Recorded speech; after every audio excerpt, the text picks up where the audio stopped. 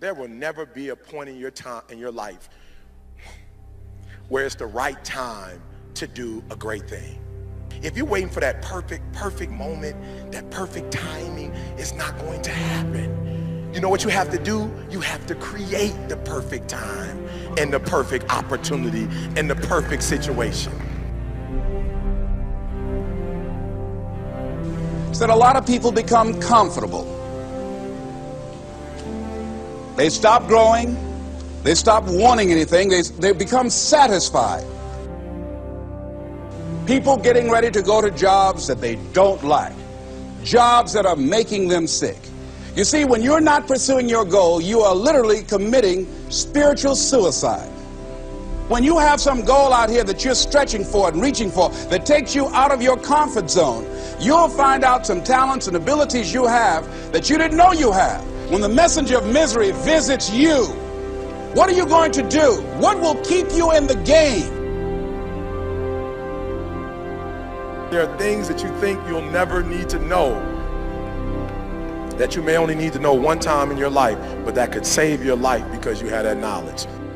Unless you attempt to do something beyond that which you've already mastered, you will never grow.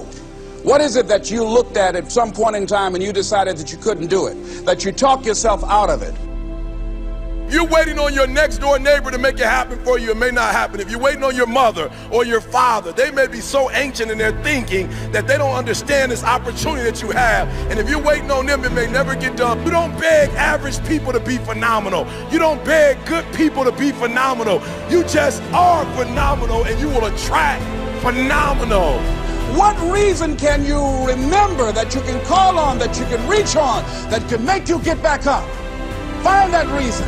If you're not where you are, if you're not where you want to be, if you don't have what you want to have, if you're not where you think you should be at this particular place, it has nothing to do with the system, but it has everything to do with the fact that you're not making the sacrifice. I want you to make that dream become a reality, because if you don't, you will be working for somebody else to make their dreams become a reality. Everybody is against you or don't believe in you no more. And let me tell you something, that's a lonely feeling. It's a lonely feeling, particularly people that you're doing it for.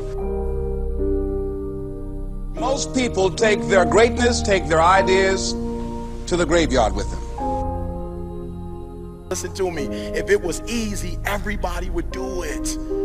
There are people right now who are working who don't want to work. There are people who hate their jobs, but they keep getting up to do it.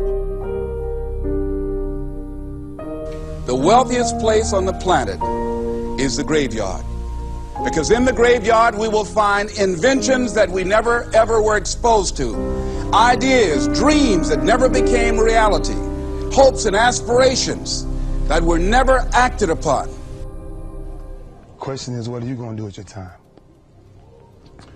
What drives you? And greatness is a lot of small things done well. Day after day, workout after workout, obedience after obedience, day after day.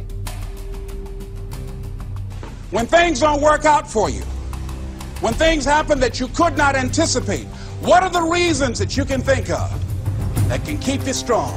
You will never ever be successful until you turn your pain into greatness, until you allow your pain to push you from where you are to push you to where you need to be. Stop running from your pain and embrace your pain. Your pain is going to be a part of your prize, a part of your product. I challenge you to push yourself. See, it's easy to be on the bottom. It doesn't take any effort to be a loser. It doesn't take any motivation, any drive in order to stay down there on a low level. But it calls on everything in you. You have to harness your will to say, I'm going to challenge myself. I mean that what you did last week don't count. Today is the only important day. There are 86,400 seconds in a day, and how you use those are critical. You got 86,400 today, and what you do today is going to cement who you are. Nobody's going to talk about what you did last week. That the biggest enemy you have to deal with is yourself. There's an old African proverb that says, if there's no enemy within, the enemy outside can do us no harm.